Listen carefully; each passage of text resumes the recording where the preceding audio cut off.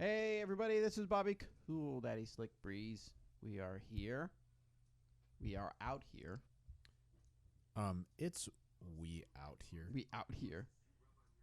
What is going on? Mute your computer. Oh, sorry. Oh my gosh. computer was Have you ever turned up. done this before? All right, sorry. I was sharing something on my Instagram story. If you guys have ever thought, I like what Bobby does, I would like to show my support. Go to discgolfpins.com and order a Bobby Cool Daddy Slick Breeze disc golf pin. Oh, I thought that was going a different direction for sure. They are live right now. Pre-order came through, and they said they did pretty good with the pre-orders, but I want to see if we can – there's a goal in my head I want to reach to see if we can sell that many. 1 million. 1 million. So, yeah, discgolfpins.com. Look for the Bobby Cool Daddy Slick Breeze pin and show off and say, people be like, oh, I know that player. I know that player. Who's that? You say, that's Bobby Cool Daddy Slick Breeze. Paige, cool picture. I actually like that picture. Did you like that picture better? Way the better thumbnail than picture? way better than last year's. Did you adjust the volume last on the time's. console? The YouTube people say we are low. It's all the way up again. Get low, get low. I'll keep going. Whoa, there's a ringing in my ear. Are we good on the input or the output? Alan, thanks for the feedback, man. I've enjoyed doing on the call. We'll have more of them. Probably a couple during December, a couple during January, and then every week as the season starts back up. Audio should be better. Let me know if it's not. All right, they will for sure let us know. Diggin' DG says, how goes the roller practice page? Non-existent currently. What the heck, man? I thought we were working on rollers. We are. I just haven't really had time the last couple weeks. We've been busy, and it's been cold and miserable here. Yes, it has been cold. It is, yeah. It's pretty cold right now. Yeah. It's not terrible outside compared to yesterday, but it's still you wouldn't want to go play. Yeah. I wouldn't, at least. Yeah, it's not bad. The wind just makes it way colder. So, I'm not a fan. The audio is way too quiet. Yeah, I just turned everything up again, so in like 30 seconds they Saw should hear it. Gunner, unfortunately, she's married. Sorry, man. She's probably not going to say yes to you. The Audio bumped up now. What am I going to say? Tony says. Hey, Salvi, if the cops are looking for us, tell them that we are at 911 We Out Here Avenue. Why are the cops looking for us? He said the cops are looking for you guys. Where should I tell them y'all are? Oh, I got you. You can tell them that Just we random. out here. No, 911 We Out Here Avenue, Emporia, Kansas. No, I got 66801. the. No, because it's No. It's like an address. Oh, is it? You With know, the like numbers Nike. and then the street. Have you heard of it? I got you. Never mind. All right, so Audio is good here, almost too loud. Yeah, we've never had that happen before. Yeah, there's some people saying it's quiet. There's some people saying it's loud. So can you guys hear each other okay? Yes. Yes. Yes, Good. That's the most important thing. that's the most important. Yeah, thing. it is. All right, so we're going to set up recording with Paige Shue here, recording the audio podcast. And Is your seat as high as it goes, Paige? Here, stand up for a second. if you are able, if you can remember, I'm Sorry, going to give Chaser. it next week. We're going to have Paige back on, and then Eric McCabe, and we're going to have a world champion edition of Disc Golf Dang. Answer Man. Ooh. So How come you get to be on it then? Oh, burn! Wow! Roasted. Oh, you hate to see it We'll happen get to you a an good ice pack. I'm podcast the world host. You know what champion I'm in saying? your heart. Is that right? Yes. Plus, I know all the technical. Whose stuff. heart is? Jesus. Oh, okay. That's fair. 100% fair.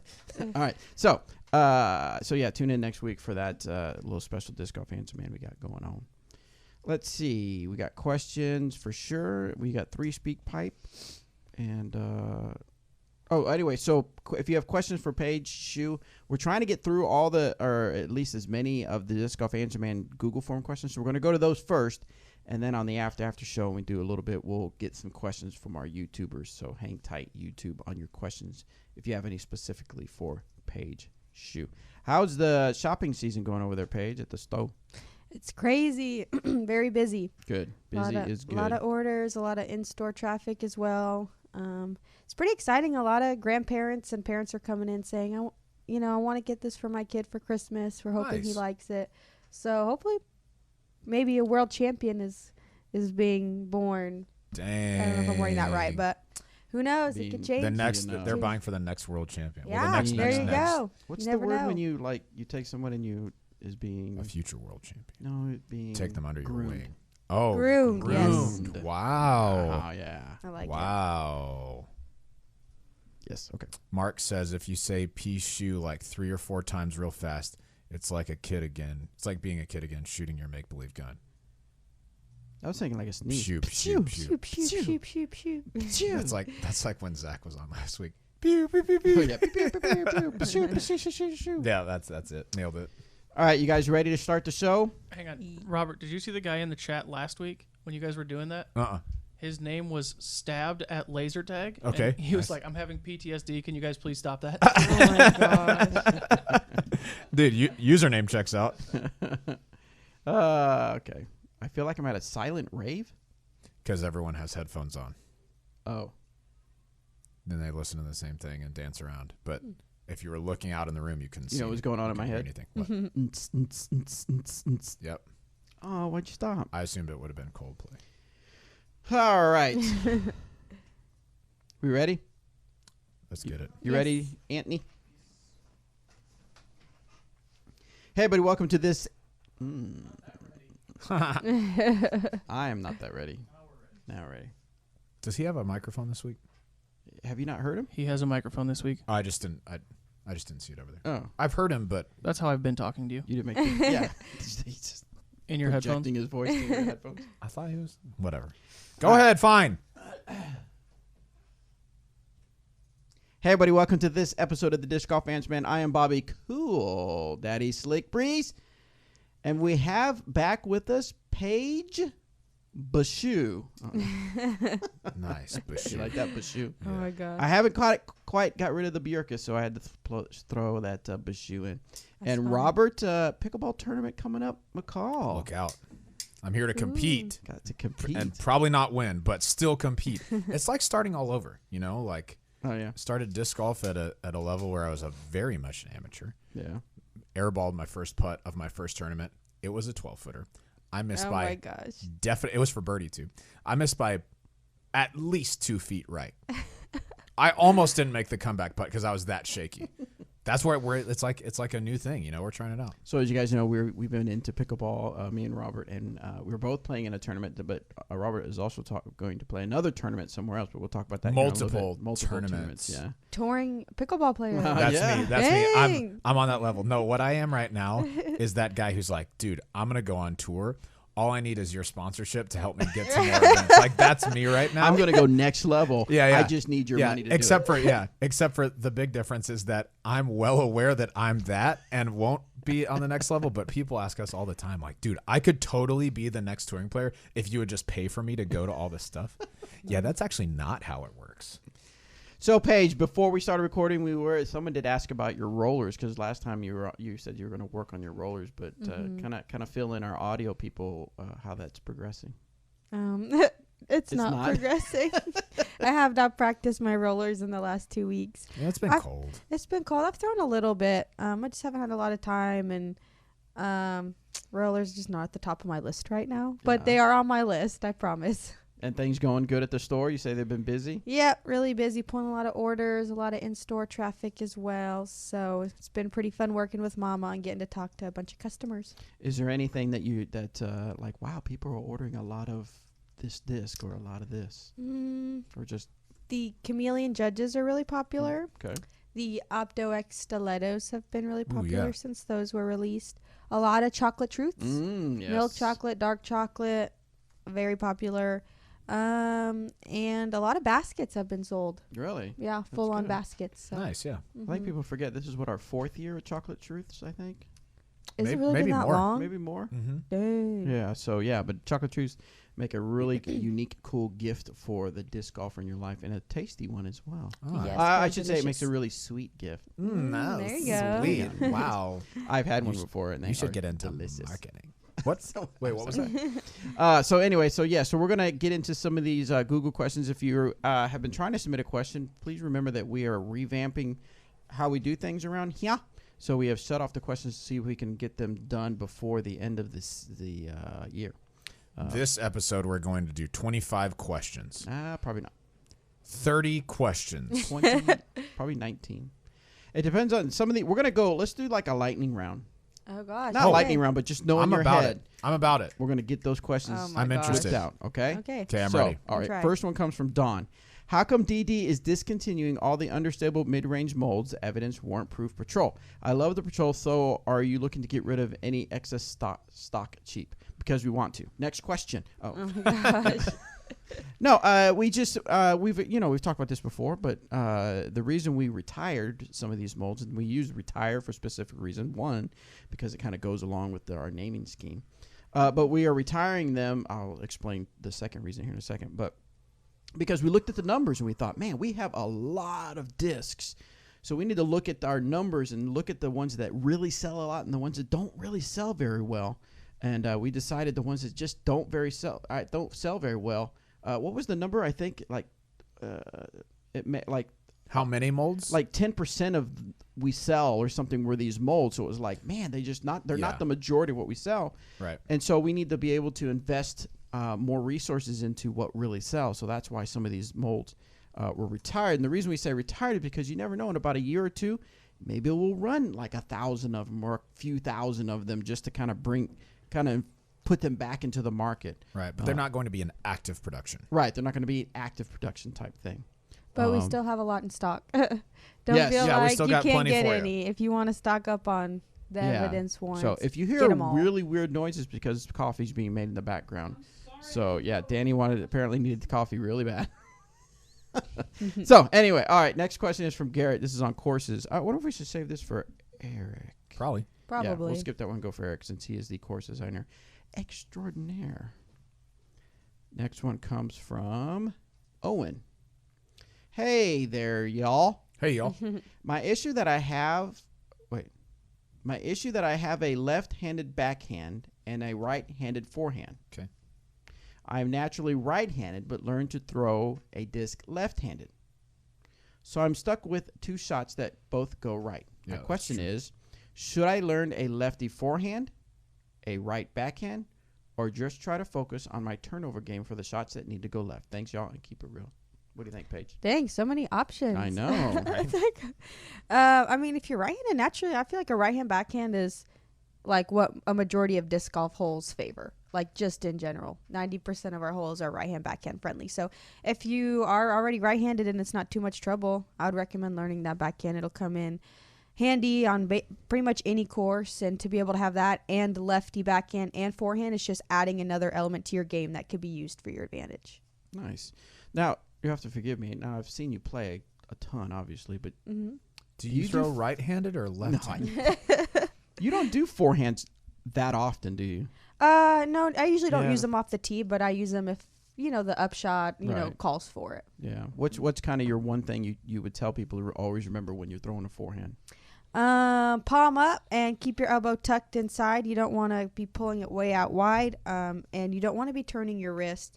That kind of teaches you bad form, and you don't really get to learn the disc as much. You just kind of crank over on it and basically just let it dump. I recommend the palm up, just so you, number one, you learn the finesse, and number two, you can really learn your disc and see like what kind of power it takes to stand up, flip up, and I feel like you get a lot more variety out of the shot. Nice. Mm-hmm. All right. So this person obviously has heard me try to pronounce names because he actually gave me some hints in here. Phonetics. So it's Bjorn.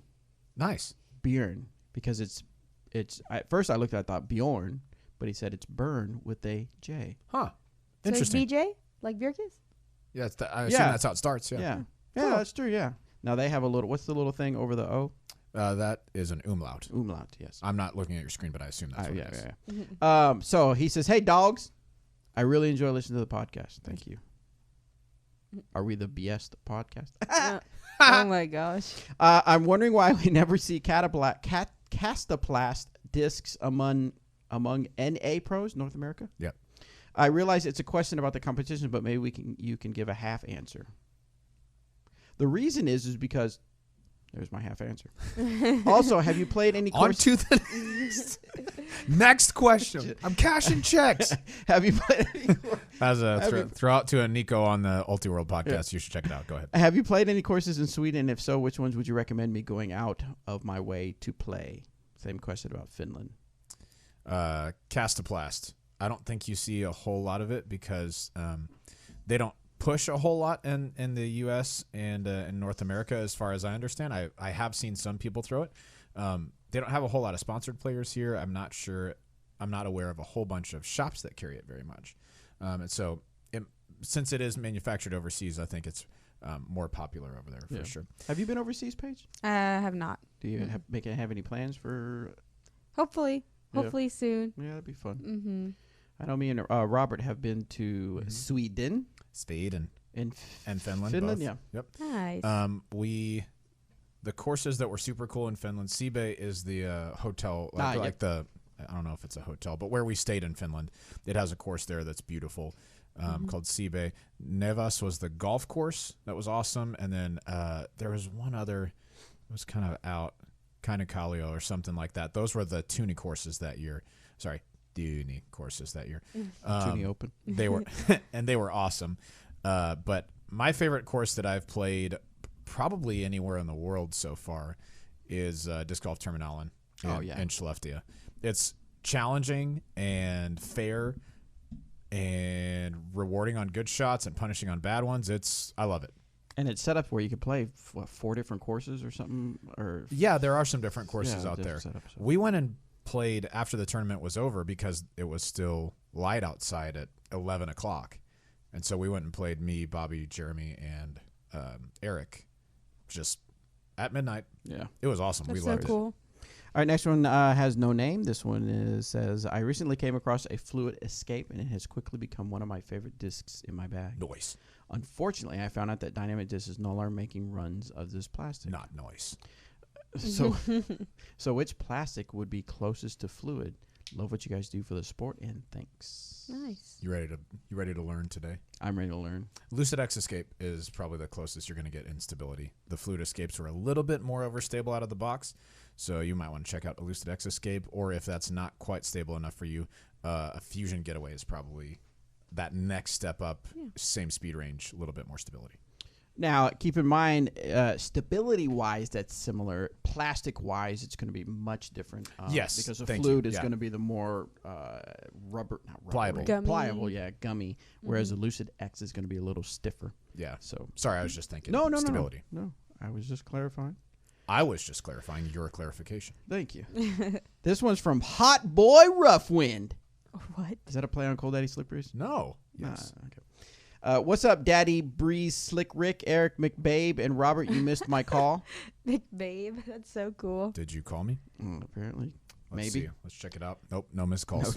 Okay. I'm just writing in because I'm curious what true pro distance is. Oh. I know people like Paul McBabe. Well, he likes to throw that McBabe out. And such can throw 500 plus feet. But what's the lowest a pro should be able to throw to be even somewhat competitive in the field? What are your thoughts, Paige? For women, you think, or for men? I say Let's both. do both, yeah. Dang. For women, I don't. Dang. I know words. Oh, words. Dang, I don't know. For women, it doesn't have to be that far. Because a lot of the women are at least top women are maybe like going around 350, right? So, I mean, breaking 300 is probably pretty good as long as you're pretty accurate. And you can putt well. Honestly, putting is probably the most important part in the FPO field, but maybe about 300 and up. Okay. I mean, just kind of being consistent is fine. For men, I have no idea. What are you thinking? Sure. Like I would say 400? what I was going to say in the FPO field, though, is if you have distance beyond 350, that's a major advantage. Yeah. Because most of the FPO field is going to be kind of in between that 330 to 360 range. Mm-hmm. So if you can push past that, then you're at a big advantage. And then, yeah, like you said, making your putts, huge deal. Mm-hmm. On the MPO side, if you're talking about the very top level of competition, if you're trying to go and not just bottom cash at a lot of Pro Tour and National Tour events, you need to be able to throw a little bit over 450 consistently. I will go to those events. I max out around probably 425 on golf distance. If I just really totally lean into one, maybe a little over 450, but honestly not much, if at all. And there are some courses where I just, like, birdie just isn't in play because I'm not throwing over 5 like those guys. So it's kind of like to just compete. Yeah, you could be in like the 425, 430 range, maybe just even a little bit over 400 range. But that's just to like get your foot in the door. You have to do that accurately always to compete when guys can throw over 600 feet on command. I would say anything over 480 is bonus. Yeah. That's something that once you can throw over that, now you're throwing fairways for shots that go 400 feet. That gives you a lot more control, or even mid-ranges sometimes. That gives you a lot more control on those shots. So it isn't just about raw distance. It's about what discs you can throw to control them into the landing spots you want to find. So that's what I have to say. I have spoken. It is decided. All right, next one comes from Dan. I recently purchased a second Prime Burst starter set after buying one last year.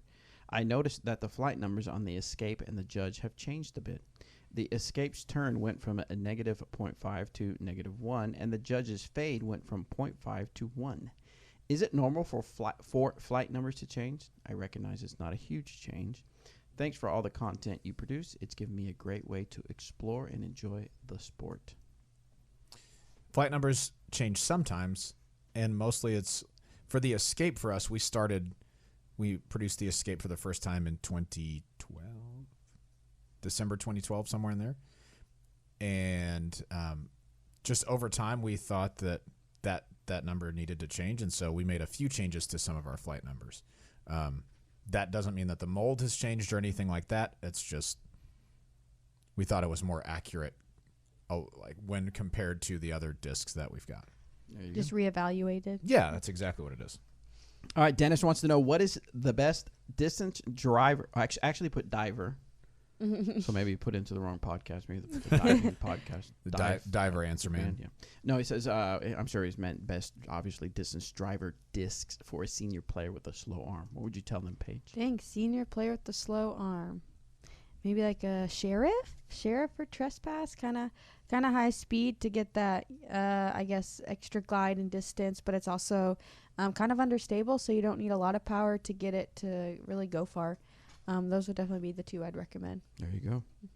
All right, next question comes from Ian. Dudes. That's what he says. And dudette. Huge fan down here in Fort Worth, Texas. I've been playing for roughly 1.5 years and am consistently throwing right-hand, backhand, 275 to 325. Yep. Here's the deal. I'm throwing my EMAC Truth, fairway drivers, and 11-speed control drivers all in that distance range. Sometimes a fan grip on my EMAC goes just as far as my fairway driver with a similar accuracy and consistency. My questions are, what can I do to work on increasing this distance separation between discs, and should I condense my bag until then? That's a hard one. I have a thought. All right, go ahead. You're probably throwing with the nose up. That's the facts of life. So, like with his nose on his face up? You're being a little too snooty. Right, yes. When you approach the tee and you're like, I'm going to throw farther than everybody. No, I'm kidding. You probably have the leading edge of the disc up. That's the main cause of those sorts of discs traveling the same amount of distance. It's not going to affect mid-ranges quite as much because they don't kind of dive as much when they slow down. That's just what they do. But then fairways and distance drivers, if the nose is up, you're going to see the effects of that really heavily. And so most of the time when people are having difficulty separating their speed ranges of discs out, it's because they're throwing with the nose up. So what you want to do, pull back level, right? You want everything to be level until the very end. Once you get to your follow through, try and follow through up just a little bit, not like from reaching to the ground to reaching to the sky, but pull flat and then follow through up a little bit. That might help you get the nose down just a little. You might also try, let me see, how do we do this? You might also try moving your thumb a little bit more toward the rim of like the edge of the disc. You don't want it to be right on the very, very edge, but I like to pinch it between my index finger and thumb. That kind of just naturally starts the disc a little bit more nose down for me. And then, you might try more understable discs if you're not quite finding that difference in distance there. But more than likely, the culprit is that you're throwing nose up. Yeah. Got it? Yeah. All right, next one is from Chris, and he says, I need an informed disc golf opinion. Here's Okay. the scenario. Here we go. Let's get it. My friends and I were playing a course that has 2 layouts, blues and whites.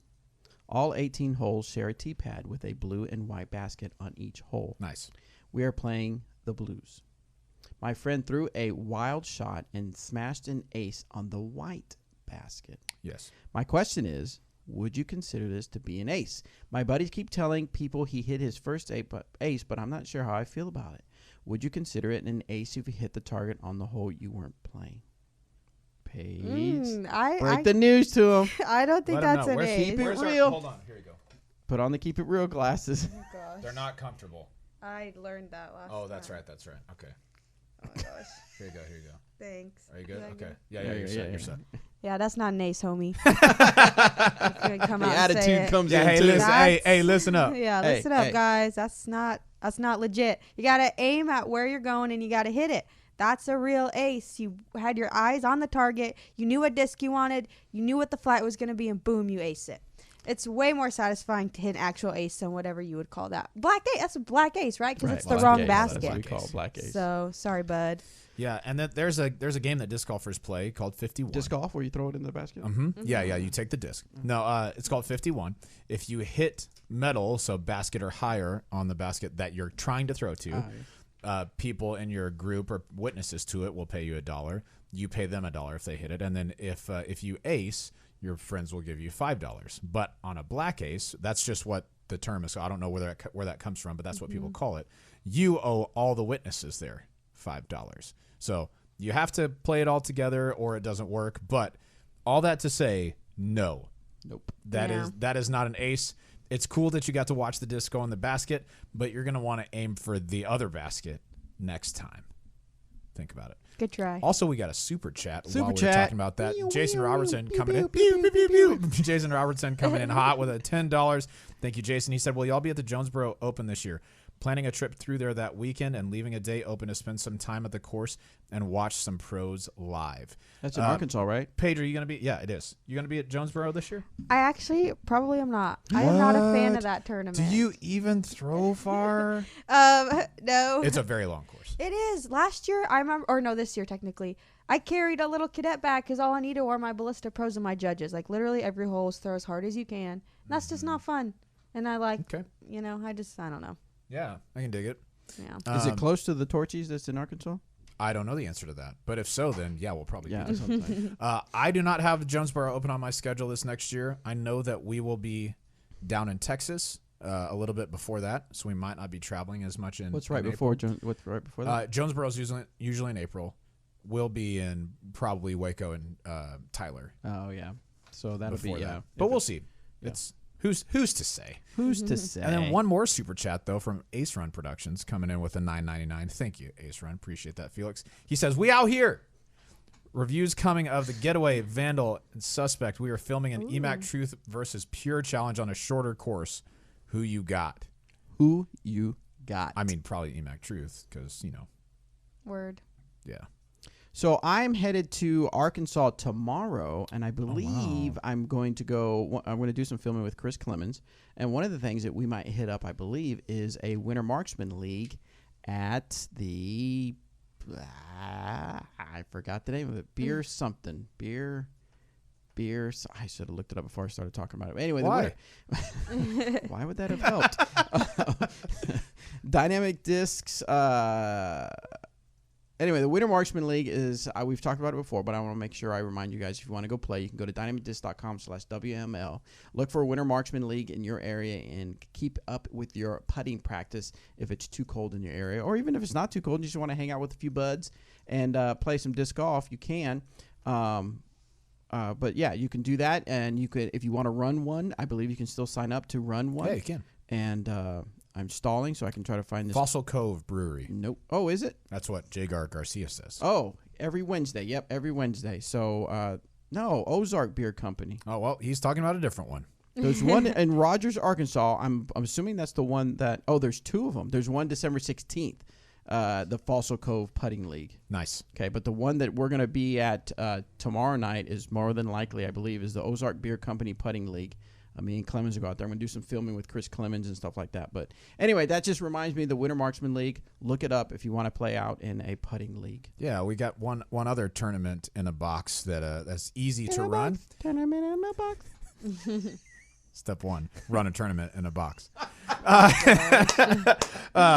1, run a Sorry if your children. Oh, well, yeah, we didn't say anything inappropriate. You don't know what that is. Until they look it up. It is Veterans for Vets. You can go to veteransforvets.com.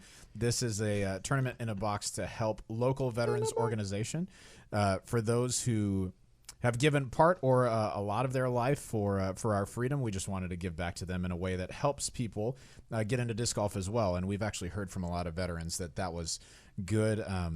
It was a good exercise for them to just be outdoors and take their minds off of things. And so you can go for veteransforvets.com and see where the events are. If there's not one in your area, you can run one. And if you have over 50 participants in your Veterans for Vets event, we will send a red, white, and blue veteran basket for you to give away, raffle, sell, whatever you want to do. Just something extra that we've got for you. So go to veteransforvets.com as well as dynamicdisc.com/WML. Back to the Plugs completed. This next one is from Chris. What's up, Disc Golf Answer Man crew? I've been slowly transitioning my bag over to an all trilogy lineup, and I have one slot that I just can't seem to fill. I need a Tomahawk disc. I have used an Innova Metal Flake T-Bird 3 for all my overhand Tomahawk thumber needs, and I love the way it flies. Flips onto its back and levels out almost always with a nice skip at the finish. However, I can't seem to find the trilogy mold that fits the bill. Any ideas? Thanks, dudes. Man, I Metal don't- Flake T-Bird, is that what it was? Yeah, T-Bird 3, he said. So it's going to be a little bit flatter because that's what they do with those. Mm-hmm. The disc that I use on the off chance that I have to throw a thumber is a Lucid Felon. That's not going to be very similar to a T-Bird 3 in stability nor in speed. But if you're looking for something flat, that's a good flat Tomahawk disc. Probably the closest disc that we have is a Latitude 64 Explorer. If you're looking for a flat variety of that, you could look at the Opto-X Explorer. That's Emerson Keith's signature disc or Tour Series disc. Those are fantastic, nice and flat, a little bit more overstable than most Opto Explorers. And as far as I know, I think they're pretty good for thumbers. So check them out. Yeah. And support him along the way as well. We good? We get. All right. I know we got a few Speak Pipe questions submitted. Anthony, you want to cue one up for us? I like Ace Run. He said, instead of tournament in a box, he said it was like Brad Pitt. What's in the box? Come on. Thanks, Anthony. I got you. This one is from Matt. Thank you. Hey fam, this is Matt from Dallas here. I just saw that y'all have a handful of trilogy discs that just got approved by the PDGA. And I was wondering if you could take a minute to talk about what those discs are, the flight ratings, and maybe even which ones we could expect to see in the Trilogy Challenge in 2020. But yeah, that's all I wanted to hear about. Thanks, guys. So I guess I haven't been paying attention to what's been approved or not approved. This would have been a Yeah. little while back.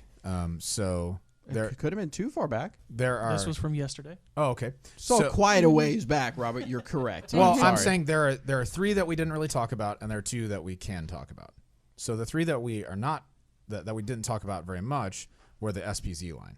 Well, it looks like 5 days ago, the Sergeant and the Bounty. Is that what you want to Those are the two I was going to get to. Goodness. Oh my gosh, this freaking guy. Oh, wow. What was that? The SPZ line is something separate. You'll hear more about those soon. But the two new releases from Dynamic Discs Bounty and Sergeant. Okay. That's funny. are the Bounty and the Sergeant. The Mid-range and fairway Bounty driver. is a pretty straight fairway. A pretty straight mid-range. You distracted me. A pretty straight mid-range with a little bit of understability. Imagine if a Maverick was a mid-range. It's kind of like that. Oh. And it's a fantastic disc. So I was you can shocked. imagine that I will love it. Yes, I was shocked by the lack of fade that it has. Like, even if you throw it up high in the air, it barely turns to the left at the end. And if you throw it flat, it just slightly moves right. It's beautiful. It's fantastic. So I really like the Bounty. I'm excited about that one.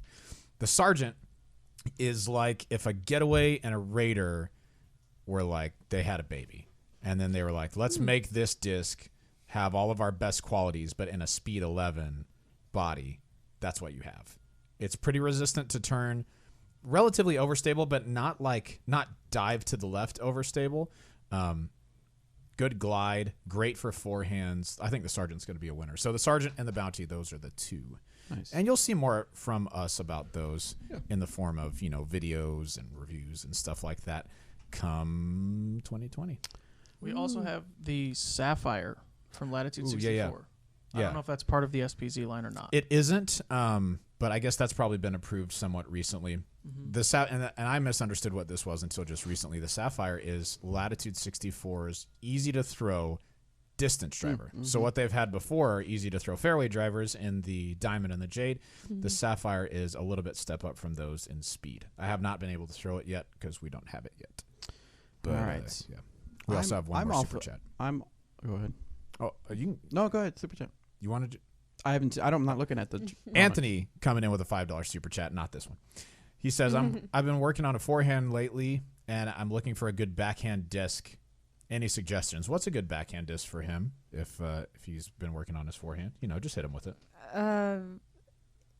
That's a hard question. Any disc? No, Paige. The correct answer is the Lucid X Getaway. Oh, okay. Yep, that one. That one specifically. What do you throw for like straight-ish fairway shots?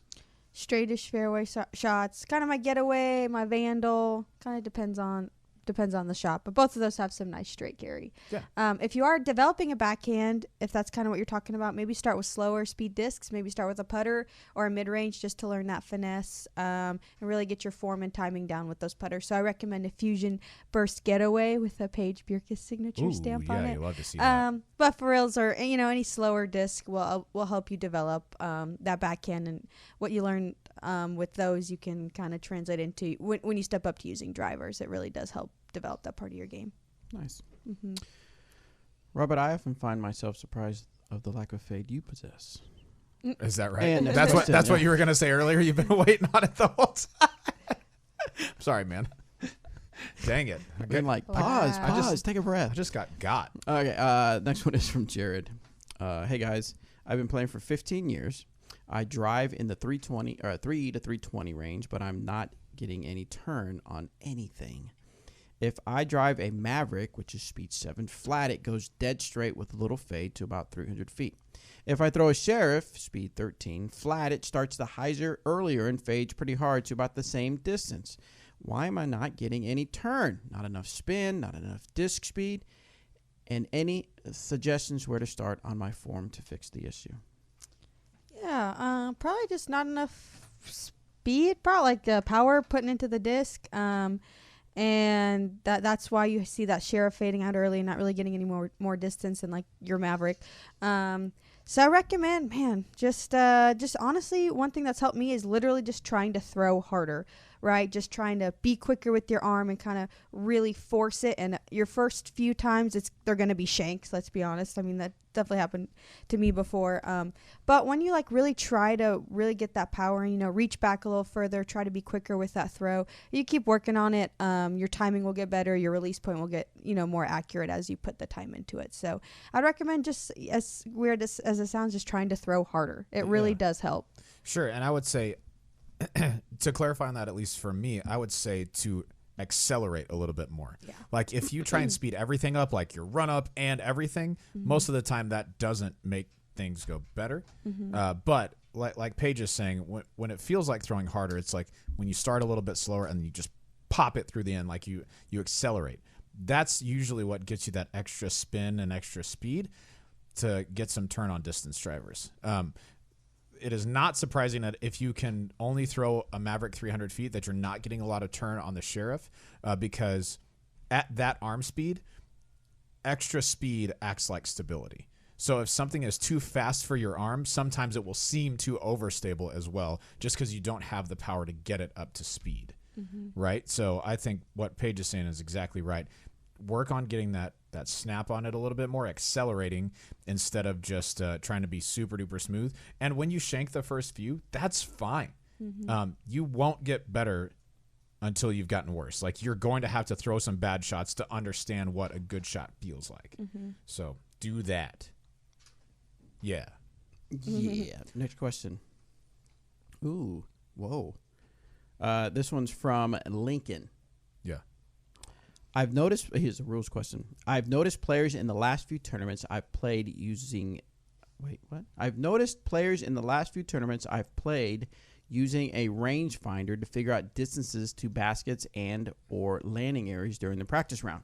Is it legal to use a rangefinder during tournament play? Yes. Yeah. That was a recent rule change within the last few years. Have you ever considered using one, Paige? I did back when it was illegal. I remember thinking, man, what a handy tool. And my dad was like, you're not allowed to use that in tournaments. So I was like, well, never mind. But, I mean, I don't see why not. If you're someone who really, like, sometimes for people that number really sticks, you know, like the actual distance. And some people, they just look and can feel. And for me, I've developed the kind of look and feel. Like, I see how far it is. And I know what I'm doing. But a lot of people are like, what does the T-pad say? Or what does the T-sign say? You know, is it 370? Is it 350? And that's really important to them. So if you're one of those people, I definitely recommend it. I mean, it's an awesome tool that you can use to your advantage. But I know I don't need one. Yeah. Corey must be new to our brands. He says, who names the discs and what is the craziest name that has been suggested? We all collectively come up with the names of the discs. And Got of course, they living follow. document. Yeah, so we follow the kind of the Law and Order military type theme to it. I don't know that there's been a crazy name. I'm sure there's a few that we've laughed about. There's some really that we bad probably ones. shouldn't share. Yeah, we're not going to tell Really? you the bad ones. Yeah, but not like inappropriate, just like that's a terrible name for a disc. Because just because it fits in the Law and Order thing doesn't mean it's a good name for the disc. There are plenty of there's bad one ones. that I can't think of that would make for a good name, but it's like Executioner. that's what People it is. always Too ask for long, judge, yeah. jury, and Name's too long. executioner. Yeah. Yeah. Kyle Smith with a $20 super chat sticker. Come on, Whoa, Kyle. nice. He just got a a sticker. He question? says, "Thanks for being you." Oh, that's so sweet. Thanks for being you, Kyle. Man, thank you, Thanks. Kyle, for being you. And thanks for the $20. We can go get some tacos after this. Can I say what Christmas present I got? Yeah. Oh, for your Secret Santa? No, from Christy. Oh, sure. Do you know what it is? Yeah, I mean, I'm sure. It's a Christmas ornament Oh, sweet. of you know what? What? A taco. 3 tacos. Nice. Oh my gosh. Oh, Chrissy, I don't know if you watch the show or listen or anything, but thank you so much. That's such a cool gift. Yeah, it's just a Christmas ornament with 3 tacos kind of attached to each other or whatever, but it's really cool. What does it take to make the team? Roxas wants to know. Be good at disc golf. Just kidding. That's not it. Bam. There's a lot of things. Break it down into one sentence. Becoming a sponsored player is about more than tournament finishes. Dash. It's about the impact that you make in your local community and on social media. Period. Boom. Bam. Bam. That's there you pretty go. solid. Hire me. All right. What are the? Wait. Let's go. Already hired. Let's see. Wait. Let's see. What are the chances of you or the DD Media crew touring and filming different local courses? I would love to be able to get a visual of courses nearby. He's talking about Wichita, Salina. The chances are very, very, very, very, very, very, very, very slim, just because we have a lot of other projects on our plate. Would be kind of a fun thing to do, but I wouldn't get paid to do that, and I like getting paid. That's a good point. That's fair. For what I do. Next one is from Chad. Hey, fellas. I have a lighter weight Fusion Raider that I can throw flat to hyzer about 330 backhand. I can flip up my Bio Escape to get the same distance, but on a different line. Hyzer, flip with touch of turn before finishing left. Should I keep throwing slower discs since the Raider does not give me more distance, or should I keep the Raider in my bag?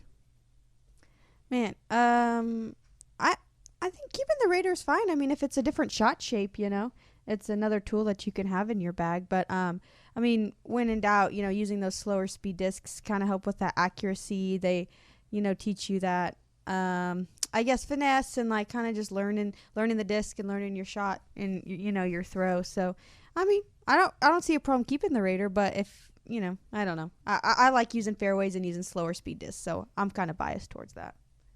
Yeah. Couple of super chats to catch up on. Ryan of Mortem says we got $5. We can get all the tacos. Come on now. He says, I can't find footage of the Patriot portable basket. Would you say that it is stable when hit? the $150 to $200 range baskets wobble too much for me.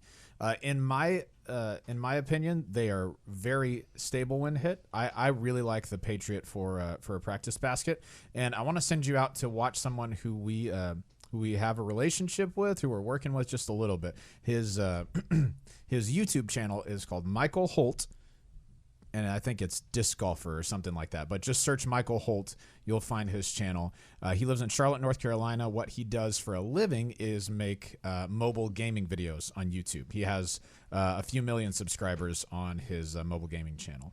And he's just been getting back into disc golf, and so we've been chatting some about that. And he bought a Patriot basket and has a video of him assembling it, and I believe playing on it. And so the thumbnail of the video says, "This will make me a better putter." And he's talking about the Patriot basket. So if you want to look up Michael Holt Disc Golf channel, you can do so. Is he playing disc golf on it? He is playing disc golf on it. Okay. It's an accurate I didn't know if he was going description. to play video games. And then one more super chat. Ace Run Productions coming in super duper hot, $49.99. What? Do we have something for sale? I think so. I think we do. Well, maybe. He said, "I'm going to slide this in with my sponsorship app." Kidding. Or am I? Or am I? It's unfortunate that Eric isn't here to receive that $49.99. I will just accept it for you, and I'll put in the best word for you. That just means we To get Eric Jenny McCabe. margaritas with our tacos. But Ace Run, thanks so much for the support, man. If you guys haven't done so, you need to go to Ace Run Productions channel, hit subscribe, turn on those notifications so that you see the videos they put out. Good people there. All right, this one is from Sassy Talkbacker. He said, wait. Let me think. Hold on. I want to get Paige's opinion on this. Okay. So a question was sent into episode 284, and I'm not going to tell you what we said about it, but I'm going to give you the scenario. Let's say that there's a tournament, okay, and there was an ace pool. There was an ace fund, whatever, and you put your money into the ace pool, right? Mm-hmm. And you are tied after all the rounds, and you go into a playoff, okay? So you're playing the playoff holes, just you two, you and the other player. You get an ace during the playoff.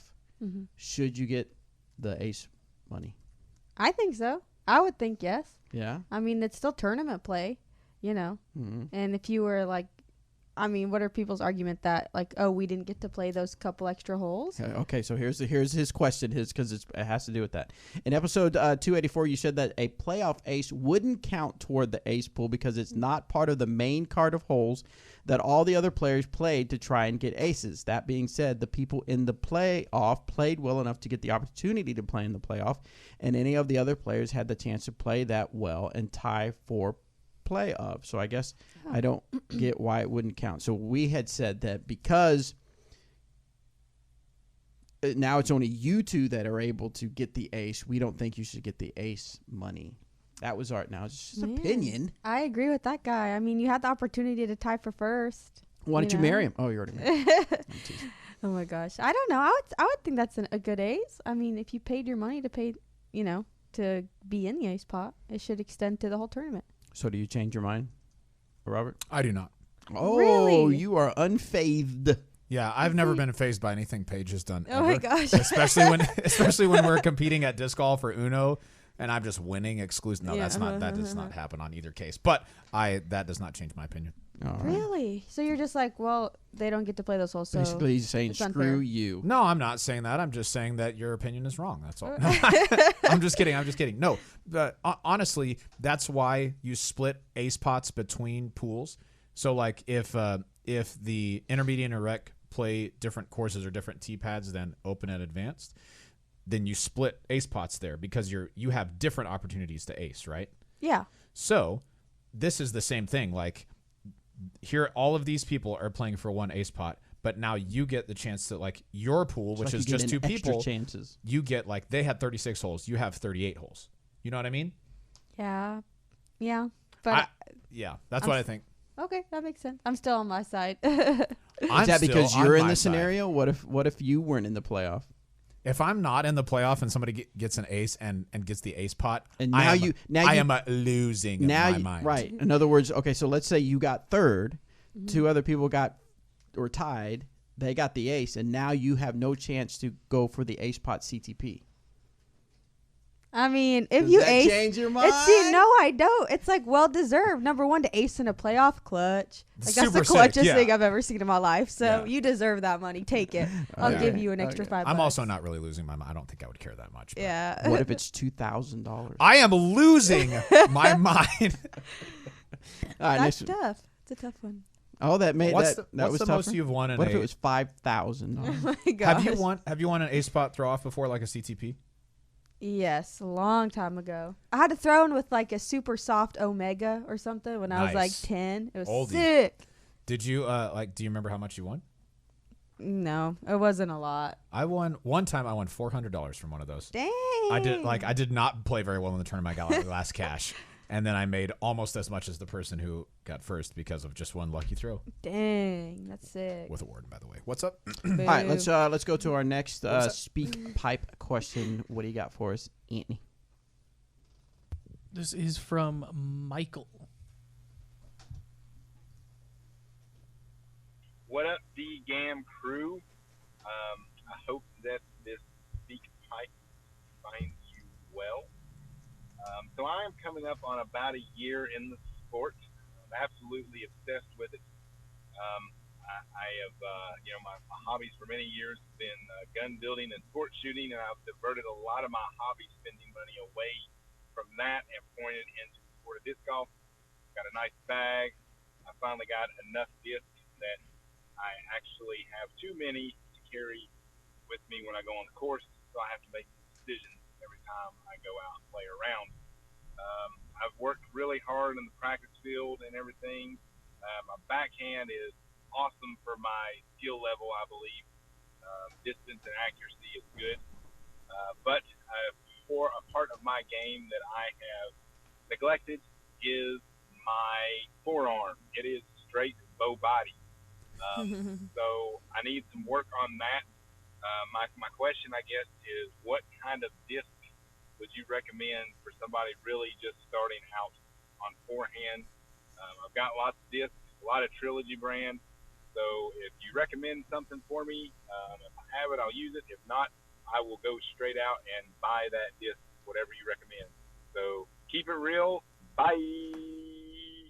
What did he say? I missed that. He said straight bow body, Oh. which is a throwback to Creed being manager for briefly in the office. He said, "We need more acronyms. Bow body. This is for business. Bow body. What does the B stand for?" And somebody says business. He's like, "I like it," and starts writing. The acronym means nothing. Bow body. I forgot about that. Classic. Anyway, first time or learning a forehand disc. He said he's got a lot of Trilogy discs. What do you think you should start out with? Man, something slow, something maybe like a fairway, just to get I guess the feel of your throw, and kind of figure out what your form's gonna feel like, and just really just trying to work on the form, and throwing flippier discs will kind of help you start to develop that a little better. So, man, what's a good forehand slower disc that they can start with? Maybe I know for me, like when I started developing my forehand, I was throwing some really flippy trespasses. And those are high speed driver. Well, they're speed, what are they? Speed 12? Yes. So not super high speed, but I mean, they're up there, but they're flippy enough. So those are ones that I've been working on and trying to keep my palm flat up in the air instead of trying to turn my wrist. I don't recommend throwing anything super overstable because you are going to force yourself to turn that wrist over. And I mean, it's a utility shot for sure to have a flex forehand, but it's not going to help you develop distance or really any like long distance accuracy. So a trespass was one I would definitely recommend. And that's what I started with, and I love it. I like it. I agree. Next question comes from Hayden. Hey guys, thank you for helping me with my issues last week. Next question. What is the difference between the suspect and something like the harp in the zone? I see the numbers are exactly the same, but one is a mid and one is a putter. I also see that the range on infinite discs is about 40 feet longer. Thanks for answering my newbie question. Just finished in top 4 rec for the first time. Thanks to you guys. As always, keep it real. The suspect is Nice. The suspect is more like a tweener. You're a tweener. It's not quite. That's not true. Okay, Sorry. It's just blatantly false. No, the suspect is kind of more of a tweener between a putter and a mid range. It's a little bit wider diameter than putters, and it's a little bit shallower than the Harp, which gives it the potential to go just a little bit farther. I think the Harp and the Zone and the Suspect are all kind of in that approach disc range. Very few people putt with them. A lot of people throw them for approach shots. So that's why numbers don't tell the whole story. You know, wait. It's like an exact science. No, it's not. It's that we throw them and work with them as best we can. We try to assign the numbers as accurately as we can, but at the end of the day, the best way to find out what works for you is just to go throw those. So not surprising that the Suspect goes a little bit farther, or has the potential to based on that infinite chart. It is a little bit shallower and has a little bit more speed, even if the flight numbers say differently.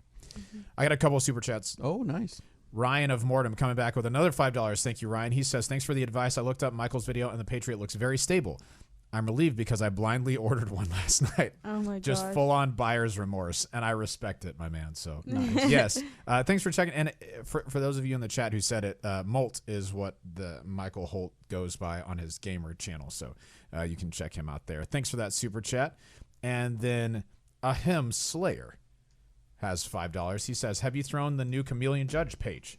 It's the straightest putter ever. Also, go #team judge. Hey, suck it, Robert. Dang Number it. one. Yeah, Robert. Number 2. Oh, my God. Yeah, you're dumb and stuff. I actually haven't thrown it yet. They're so pretty. I don't know if I want they're to super throw cool. them. Do you have one? No, I don't have You one. need to get one. I know. They're going to be... I predict they're going to be pretty overstable, and I've been working with a Moonshine Judge a little bit, trying to work on that more of a stable finish with the Judge, so... I don't know. I don't know if I'll try the Chameleon one. It's too pretty. Corey wants to know if Dynamic Discs ever had a Christmas ornament, and if not, are we? We've never had one, have we? I don't remember any of I them, don't know no. if we ever looked into that. We'll have to look into You it. can buy one of our minis and just poke a hole in it.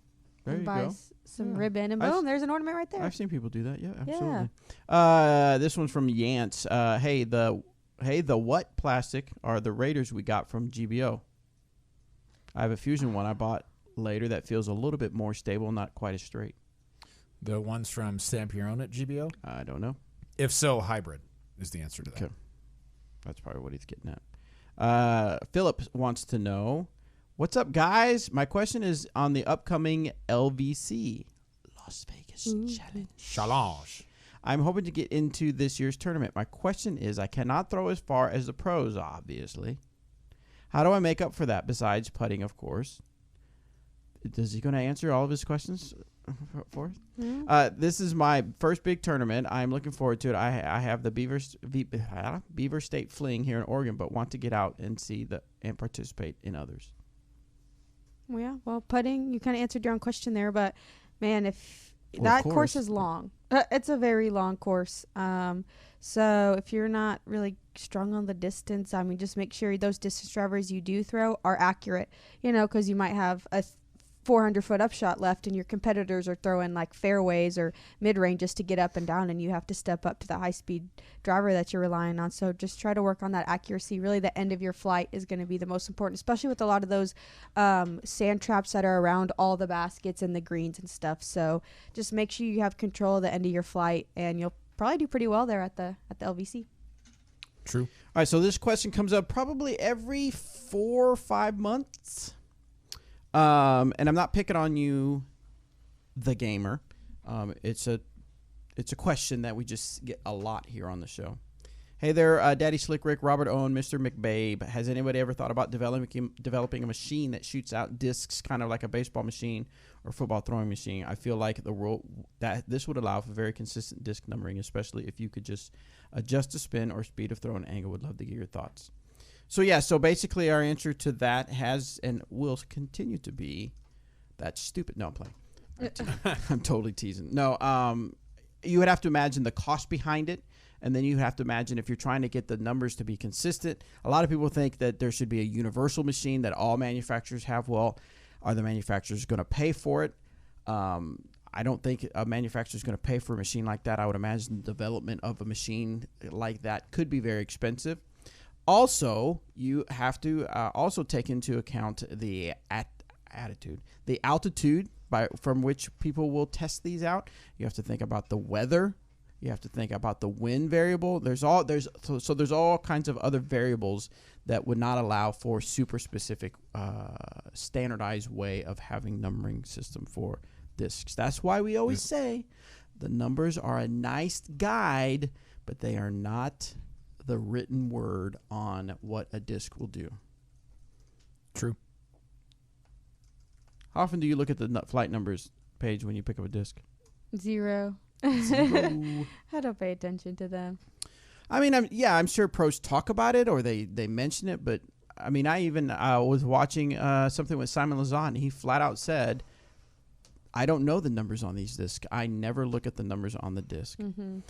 Let's see. This one has Man Dude Bro from Fort Collins. Man, dude, bro. Dude, bro. I'm planning on buying a basket to keep in my backyard for putting practice. I am still pretty new to the sport. Would it be better to buy a marksman basket and just practice my accuracy right off the bat, or start out with the recruit basket? Thanks for your advice. You guys are awesome. In case you are unfamiliar with our baskets, the recruit basket's kind of a lighter weight. It looks just like a championship basket you'd see out on a course, but it's going to be a little bit lighter weight and portable, so that it is designed to be just a practice basket. And the marksman is a basket that's skinnier. So imagine kind of if you took the interchange and that's all you had on a basket. And that is to help you be a little more accurate, because that's what you have to aim for. You don't have the outside change to kind of grab the disc if you're not quite hitting right at the pin. What do you think, Paige? If someone's starting out and this is their first basket they're going to have at their house, do you think he should get the recruit or the marksman, and why? I would say And you will be graded on this answer. No, oh my gosh. I would say just full send it and get a marksman. If you're really trying to elevate if you're really trying to elevate your game, that's definitely the way to go. I know for me, when I'm doing my practice putting routines, I'm like, okay, I have to make this amount until I can, step further back, right? So if I'm sneaking some little bit of left or right chains and they're sneaking in, I count them. But if I were to have a marksman, I have to hit it dead center every time, which obviously increases that accuracy. So I'd recommend that if you're wanting to get better and make it a little more challenging. And I promise, if you're a good putter on a marksman, you're going to be a good putter on any course, Correct. on any type of basket. Yeah, you're right. The thought that just came to my mind is that the marksman is a very good basket to practice on, but it's not the end-all, be-all. You still would want to practice on other types of basket. If that makes sense, it's a tool that if you want to get, you can get a tool to use to help you with your putting. I just get a lot of people who are like, you should buy a regular basket and just tape up the change, or it's like, well, but that's not the tool they want. They want the tool that's designed for that type of practice. Yes. This is from Norwegian Viking Magnus. Nice. Ooh. Magnus. Aloha tacos. Question numero uno. Wow. Yeah, the Viking. Starting from Norwegian Viking, Right. straight over to Hawaii. Maybe it has some Spaniard. Yeah, descent that's or right. something, I don't know. What grip would be the most popular for upshot mid-range shots? Fan grip, modified fan grip, or other? That probably modified fan grip. I don't know. I use power grip for pretty much everything except putting. So I don't know if I'd be a good person to ask. Norwegian Viking Magnus. Check out the camera real quick. You can see what Paige. Well, this is the a- grip that Paige uses. He might not be watching, so. Well, Yeah. but he might be watching. Yeah, Well- but he might be. But yeah, I don't know. I use power grip for everything. That's just what I've developed. You're crazy. And luckily I've learned touch with it as well. So I mean, a pretty popular one is a fan grip, right? Or a modified fan grip. So Paige, when she says power grip, that's all four pads of her fingers on the inside rim of the disc. So touching them pretty close there. I throw with kind of like a modified. So a fan grip is really kind of spread out like this. If you're watching the YouTube, that's index finger and pinky on the rim, and then ring finger and middle finger just kind of out on the flight plate. I kind of pinch those fingers in just a little bit, so my pinky and ring finger are almost stacked on top of one another, but they're more, the ring finger and middle finger are more on the flight plate. Everything else is tucked in on the rim there, and I feel like I just get a little bit more control with that, as opposed to a power grip, which is all pads on the inside of the rim are just barely touching the flight plate. Can you do that again, Robert? But turn the disc so we can see inside it, so we can see your fingers. This? There you go, like that. Okay. So this is my like pinch modified grip. Index finger tucked on the rim, pinky tucked on the rim, and then ring finger and middle finger on the flight plate, but closer to the rim a little bit.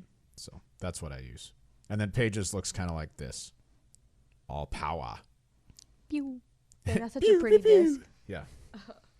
That's nice. He has question número dos. My middle finger can't be flat underneath the flight plate.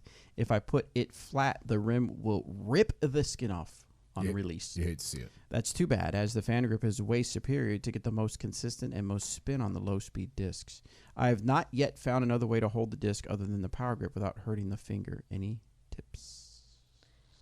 Can you show me what he means? Like he's hurting this? I think it's I think it's that he might have his middle finger extended too far out. So like on a fan grip, if it's like that, right? Or if you're watching right now, kind of like this, maybe the skin under there grabs on the rim. I don't know. The tape you can tape around your fingers. I know a lot of disc golfers use AJ that. does that. Yeah, if it's ripping your skin or causing calluses or something, tape is a good option for you. Yeah, that's all I got. Yeah.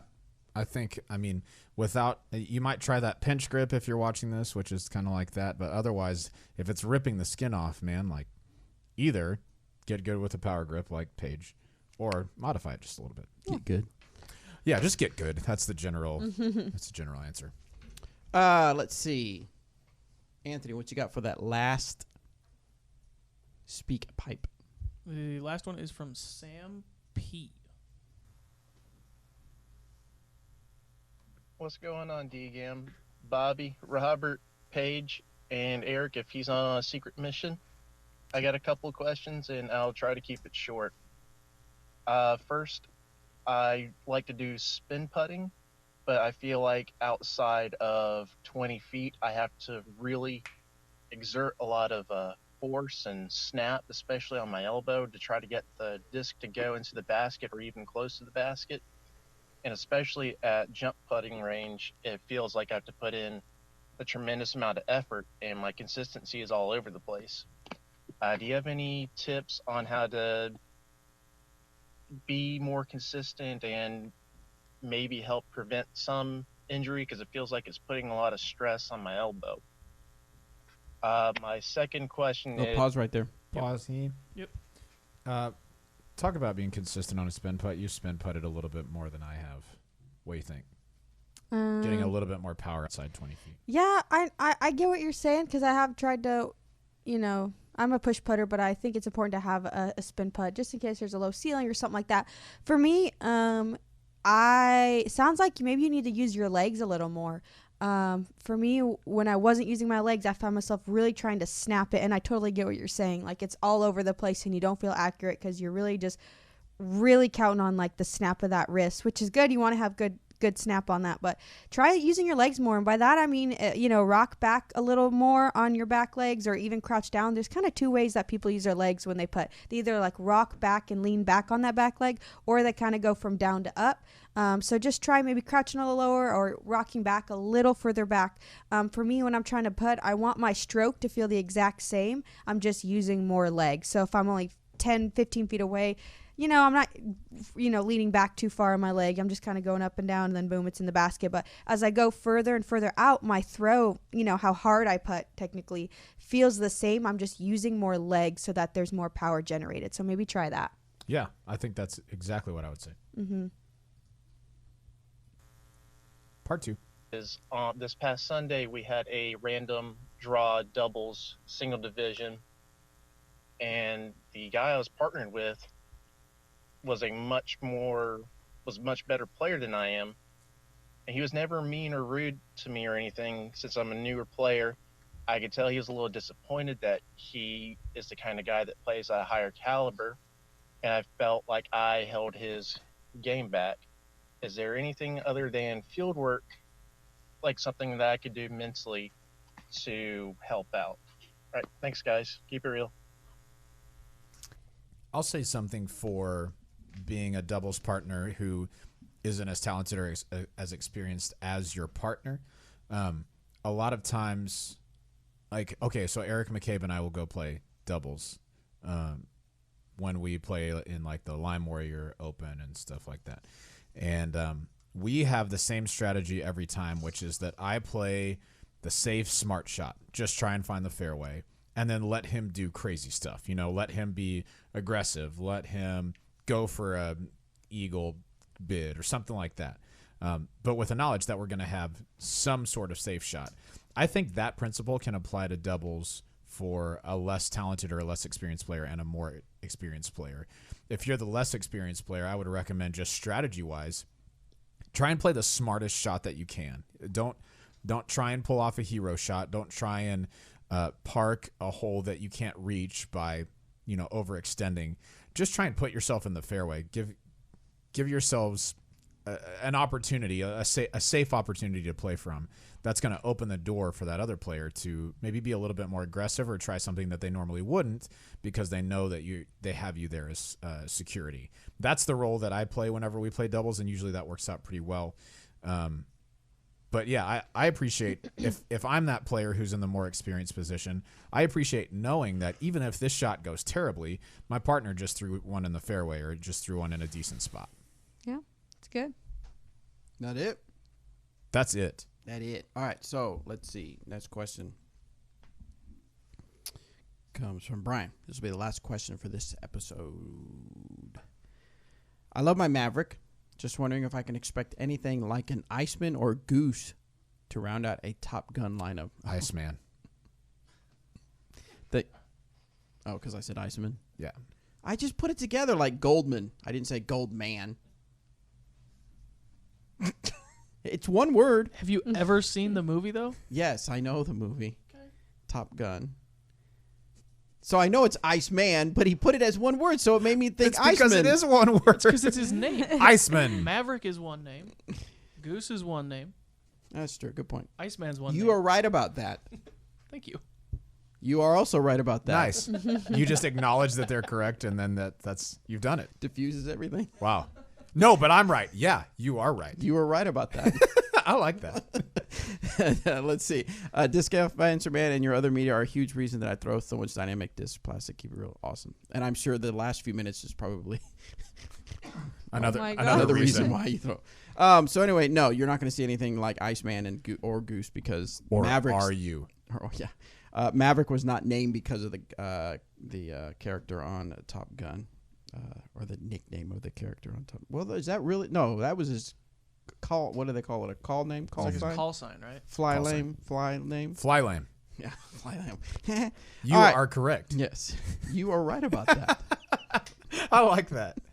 I like that. That was actually on a podcast I listened to.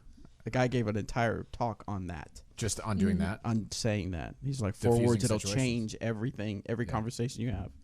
And there's like different ways to do it. And he says he does it so much now with people, he just goes like this. 4 words. You are right. Wait. Yours, yeah. So anyway, Randy, we'll do one more question since that one was kind of whatever. Randy wants a rules question or has a rules question. In a tournament, two holes, fairways intersect.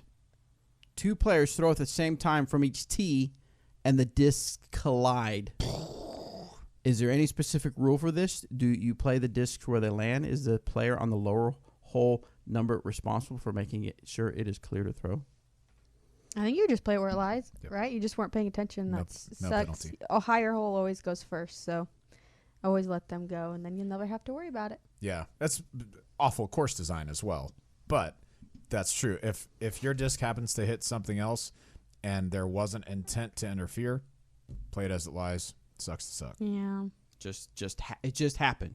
It just happened. Stuff happens. Yeah. And then, I mean, it's like if a wind gust comes by and blows your disc way offline, you'd be like, "What? But a wind gust, right? It just happened." Or even if like a branch all of a sudden somehow breaks as your disc is crossing its path and hits it. Or like if your friend runs out of the woods and takes your disc and puts it closer to the basket. It just happened. It just happened. I'm going to play it as it lies. It just happens. Stuff happens all the time. All these things are similar. All right, guys. So thank you. We actually got through. We only have 37 questions left. How many did we have when we started? I do not remember. Dang it. I said we were going to go through 25. I think like 60-something. So pretty close. Did pretty good. I mean, we did pretty good. Now, a couple I did delete. Oh, wow. You hate to see because it. they were kind of, they were, yeah. But so if that was you, which you'll never know, I suppose, I apologize. Later. But some of them were a little too obscure, and one of them was just like a comment, like "Thanks for all you do" and stuff like that. So I just absorbed that for myself and didn't want to share it with anybody. Jerk. I just accepted that as personal feedback. Right. That's funny. So anyway, so we got 37. So we're going to be able to whip out these questions by the end of the year. Let's go. But YouTubers, hang out with us for a couple more minutes. We're going to do the after show just for a little bit. Maybe do some more discussing on Paige Shue and the upcoming 2020 season. La, la, la, la. Woo-woo. So, yes, thank you for tuning in. We will see you on the next episode. Remember, veteransforvets.com if you want to benefit a veteran organization in your area, or dynamicdisc.com/WML for Winter Marksman League info in your area. Glassbone Open registration. Ooh, yeah. Yes, that's we got we got plenty of spots for you advanced MA1 players. Guys, something unique for this year is that you get to play the Emporia Country Club. That's some feedback that I've seen from players in the past, is that why can I play the Emporia Country Club? Well, this year, if you play in that particular division, you will be able to play that course. So come on out and play. And same layout and everything. Like see how you same stack tees. up. Exactly. Same tees, same basket. So if you are in MA1, come and check that out. We've got I don't remember how many spots we've got, but there are still MA1 spots available. So come and check that out. If you play MA1 and you beat the top 15 pros in your score, I will personally schedule some time for you to razz them. Nice.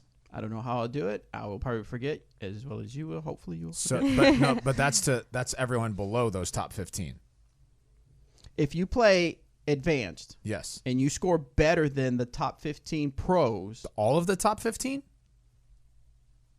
Do you mean the top 15 scores? Yes, top 15 scores. Well, I mean, I get that, but how many scores do you have to beat to be able to do this? Oh, I see what you're saying. Yes. Wait, what? If there are only 15 scores better than yours, if you would be in 16th or better. Okay, then that makes sense. In the MPO field, then you'll grab all of the rest of the MPO competitors, that's better. sit them in a room, and you get to rest them. Yes, thank you, Iceman. Yes, so that's right. All right, we got to go. Thanks, guys. We'll see you on the next episode.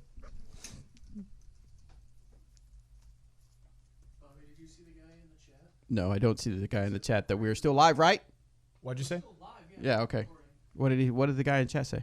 He said, according to Bobby, it's Spider-Man. Oh my god. Spooderman. I'm changing them all. Superman. Superman. I thought that was so funny. That's so good. Hey, sometimes when I read, I'm like ahead of myself in the read. And that's why I have tried to slow down when I read. It's a good idea. Because I've been reading it so fast that I get messed up. So I slow myself down so I can see every word. Yeah. And things like that. He means if you play MA1 and your score would have been 15 in MPO. Something like that. I don't know. Chaser, cut that out. It'll never happen. This is not a time for reason. Who do I call about changing my walk-up song for GBO? That's a great question, Mr. Garcia. You'll want to email events@dynamicdiscs.com. Any question you have about Glassbone Open, anything like that, events@dynamicdisc.com, and that'll get you to the appropriate person to help you figure things out. All right, so we're going to do just a few things. So, I didn't remind people on YouTube. Get your YouTube questions in if you want to ask Paige Shue live. Get some live feedback from the 2018 World Champion. And Aceron and Doc, if you want me to just say all of my catchphrase one after the other, just tune into the after show. I'll say them. Just for you guys. If you need some advice on putting, advice on driving, touring, how not to allow a valet to drive your van, any advice like that. Dude, a little too soon, Bobby. It'll always be too soon. Oh my gosh, this friggin' guy. So while we're waiting for some questions, and we'll tell you, why is that, Paige? Why is that a thing to be careful? Are we already starting the after show? Oh, I'm sorry. Did you start already? I'm waiting on you. Oh, my bad. Okay, well, hold off. Okay. All right, we'll do one more fancy edit. So, Paige, I want you to say, in any kind of voice you want to, say, welcome to the after show, but in any way you want to. Dang. Make it good, though. Dang, I don't know. That's a lot of pressure right now. Act like you're narrating an action movie. Hit us with it. Oh, man. Okay. Let's see. All right, ladies and gentlemen, here we are for the after show. Perfect. Thank you. That was the best one ever. Yeah. Hey, by the way, we out here. All right, so we are here for the after show. Hopefully you tune into the audio version so you can see what I do with and mix it up with Paige's little intro into the show. So what we were talking about before we started recording was... That was a good one. was if you wanted any advice on touring, any advice on putting or stuff like that, we're going to get some YouTube chat people to give us some questions to ask Paige. But we also brought up a sore subject that I thought would make for an interesting, as we wait for questions, an interesting tour life story. Paige, take us back to when you very first got your van and you were staying in a hotel, right? Yeah. Tell us what happened. Rip. Yeah. This is so insane how much stress and okay, I'll start from the beginning. So after, I think it was after Waco, Grady and I had like a week or two off to where we could go to Savannah to wedding plan, and we met Grady's mom there, and my mom flew out, and we were all staying at a hotel right on the river. It was beautiful, it was fancy, and they had valet parking, right? So we roll up in the van, and Grady's mom and I are like, hey, the van's really tall. Don't park it inside the garage. Like, park it on the road. You're talking to the valet. Yeah, we said this to the valet guy, two of us, Grady's mom and me. And we drop it off. We walk to lunch, and we come back, and I see the van looks really weird. Like, something black's hanging on the back side. I'm like, what the heck is that? And we get up closer, and it's the tail light was, like, hanging, right? And we're like, what happened? And so we go inside, and the guy was like, oh man, I'm so sorry. We tried putting it in the parking garage and it didn't fit, and it squished the back of the car. And we're like, what? Are you serious? Like, we specifically told you. Right. So honestly, it was a gigantic mess trying to get it figured out and getting, the claims filed, and the people weren't really even apologetic, number one. Like, really? The hotel? Yeah, not apologetic at all. And then the insurance people were really hard to be in contact with, and we were trying to we missed a couple putter challenges and stuff, so we're like, hey, can I get reimbursed for this? And they're like, well, we need your last 2 years taxes to prove that. Just a bunch of crap. And so we had to get the insulation. Right, because keep in mind, this was customized for Paige to be on the road and to be able to stay in the van when needed. Yeah. So they had to take out some of the wood and the insulation on the inside. We had to get a whole new roof, had to get all that replaced, bought a new fan, and that took a really long time. Grady and I toured in his car from, I guess, March until when we got it, so that's May. It took that long. And then after that, there was a leak in the roof because they didn't do it correctly. So we took it back, they fixed it, and there's a leak again right now. No. Even now. And so this accident happened in March, and we're in December, and there's still problems with it. Sucks. So it's, we weren't even trying to park it in the garage anyway. It's their fault. Like, that one mistake they made is like crazy impacted a bunch of things. So although they've been apologetic, they paid for everything, right? You haven't had to pay anything to get it fixed. No, I have than not. Time and frustration. Yeah, and it was pretty expensive. It was like $10,000 or something to get fixed. Really? Ugh, yeah, and brutal. We've been taking it to the same place, but that's in Charlotte, and we're in Emporia now. So we're just I think I'm gonna have to pay out of pocket to get this last one fixed. Stinks. That sucks. I know. Chaser Rip. says Paige was dropping some gosh darn it's. She was so angry. True. So true. All right, we got any questions in here for Paige, Robert? Yeah, we do. Jason says, Paige, why the Judge? What has made it great in your hand? Man, so the Judge was the first putter that Dynamic Disc came out with a long time ago, so that's kind of why I started using it. It was, the only one there, and I liked the way it felt, but, since I've been playing with it since, 2013, I mean, when you have a disc in your bag for a long time, you really learn it, you know it, no matter if it's a brand new version or a beat-up version. I love the way it feels in my hand. I love beads. It's kind of a comfortability thing. It's just, I like feeling it in the inside of my fingers. And it's a nice stable putter, which means it's good for throwing. And throwing putters has been a very important part of my game ever since I can remember. So there's a lot of reasons why the Judge is pretty awesome, but it goes in the basket, and that's the main one. Paige is super good at throwing putters. I don't like to compliment her ever, but we got a weirdo in here, Paige. I'm sorry, this guy named Grady Shue. He wants to know why you're so pretty. Oh, Oh, did he really comment? I love you, Grady. Anyway, free 37, Kevin. Okay, congratulations to you guys and your eternal bliss. Yeah, whatever. Free 37, Kevin says, is Paige going to be on the call sometime? Would love to hear what she has to say. She has not accepted my invitation to be on. I'm just kidding. No, I do have Paige slated to be on the show. It just won't be for a little while because we got some winter months to take care of first. Justin says, Paige, how do you feel about being DD's top FPO player? Excitement? Any burden? What do you feel? Man, I'm very excited. I wish Paige the best in whatever she does. But I'm also excited to be here and to be number one and to prove that work. Yeah, like even though she's gone, I'm still here. I'm still competitive. I still plan to get some big wins this next year. So it's just more of a drive, I guess, and I'm kind of more motivated now to prove not only to myself but also DD, like, hey, y'all didn't miss out on much. Yeah. You know, I like it. Sorry, I like no. I want like, you. You're I would a rather you Let's be. do it. Yeah, I'd rather you be that than timid. Absolutely. Yeah. It reminded me that, of course, you guys have seen in the past our videos of Disc Golf Life, where Tina Oakley has been producing, because she travels with our top touring pros and with them a lot more than us other guys. She's able to capture certain. She's able to capture moments that wouldn't normally be able to be captured. So she was able to follow Paige for a little bit and interview her. And it did get kind of slowed down because of the van, because the van was kind of a central part of the story because it was so exciting for her to have a touring van and everything. So it got slowed down because of what had happened to the roof. But Tina has now finished that video and is working on uploading that. So within the next week, I believe, you'll see a Disc Golf Life with Paige, Bjorkus at the time, but now Shue, obviously. But you'll get to learn a little bit more insight into Paige's mindset and her thoughts and dreams for the future. Yeah. Jimmy says, what has made the biggest change to your disc golf form? What can you say that again? What has made the biggest change to your disc golf form? Like maybe putting your hair back. What's the biggest change you've made to your disc golf form, and how did that change things for you? Man, honestly, for me, just sending it.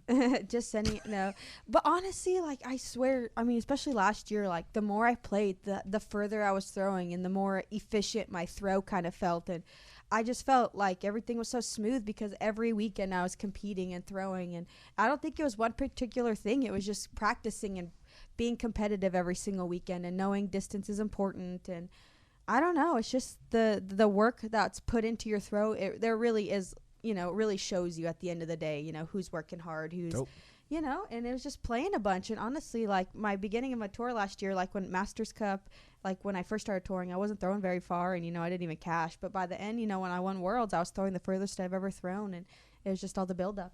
Heck yeah. Mm-hmm. Greldick says, how did you enjoy your time in Missoula for Zootown Open? Did you like the Blue Mountain course? Oh, man, Zootown. I love Zootown. It was so beautiful. Yeah, I love the courses there. This year, though, there was kind of some drama. Did y'all hear about that with the playoff and everything? I don't think so. No. So, right, okay, this is crazy. So, Madison had a few stroke lead over Hokum, and then Erica Stinchcombe and Nicole Johnson were lead card, and I was literally 12 strokes back. Like, I chundered the first day, right? Like, 898, super terrible. I just wasn't focused, played with, like, a slower group, and I'm a quick player. In the last round, Hokum tied up Madison to go into a playoff, right? And I knew that you shredded it. I shot a really good round, but I was 12 strokes back, y'all. And so I was like, I didn't make it, but I felt like I had a really good round. So Hokum and Madison, like, throw their tee shots on the playoff. And I was just curious. And I was like, hey, Madison, what'd you shoot that last round? And she tells me her score. And I was like, oh, crap. Like, I shot 12 strokes better than that. Yeah. So wow. I had to stop the TD, and I was like, hey, like, I think I tied them. I'm not sure. So he had to go back. He checked scores, and he was like, oh, crap. Yeah, you did. And so it was all messy. We didn't know if we should rethrow or whatever the situation was. And so I just teed off. I let them, use their shots, and I teed off, and I ended up losing. But it was all, like, so quick. Yeah. But it was so crazy. And the TD afterwards was like, I'm so sorry, Paige. Like, this won't ever happen again. This was a learning experience, But it was so crazy. Yeah, that's sick. Wow. It was so crazy. Were you like jazzed and just like? Oh, it was so. I was so nervous, and it was like just so like Grady sprinted to the car to get my bag because we thought I was done for the day, and it was just so crazy. And it was like a 10:26 rated round. Like it was Heck pretty, yeah, it was let's pretty go. sick. I don't, sometimes you just have those days where everything I was throwing was perfect, and I was making every putt. It's so crazy. That's but cool. the day before I was chundering. It's like so inconsistent sometimes. Brutal. Sorry. Anyways, that's kind of a tangent. Okay, That's I feel, all good. I feel dumb. What is chundering? Well, Oh. okay, so chunder is a word that Paige uses that isn't really a word. Okay, so I'm not too far behind. Yeah, okay. I'm not There too you go. out of it. But what is it? Can we say what it's? Choking, being terrible, sucking. I gotcha. Just Okay. choking, yeah. Yeah. Choking under the stress. I mean, technically, Chundering. it's. I think it's like actually a word, but I'm not sure. I heard it's like Australian or something. Chunder meaning. Yeah. Uncountable is what it starts with in the in Australia. It says an act of vomiting. So he's just throwing up all over the place. Or think about this. It also says heavy, sticky snow that makes snow sports difficult. Okay. That's Yeah. what the Wiktionary says. So it's local to Australia. Paige, well known as coming from an Australian background. Hello, mate. So can- see, yeah, there you go, see? yep. So yeah. Sounded so natural. So pretty much, yeah. She just vomited. the Is there any first time. video of this tournament? Is there any video? No, of they didn't you do chundering? FPO coverage. Nope.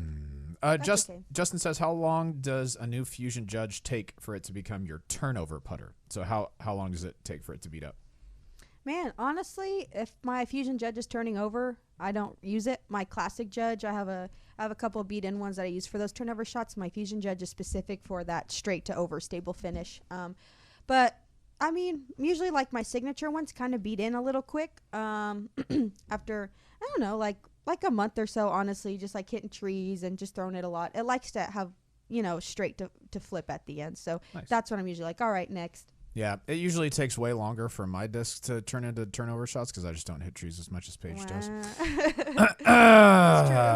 Pardon me. Kyle says, Paige, I throw a heart for my overstable approach shots and a Fusion Warden for my I didn't even plan this one. This is what he said. Okay. Fusion Warden for my straight shots, but I can't get that turnover shots down. Any tips to throw turnover putters? Wow. Yeah.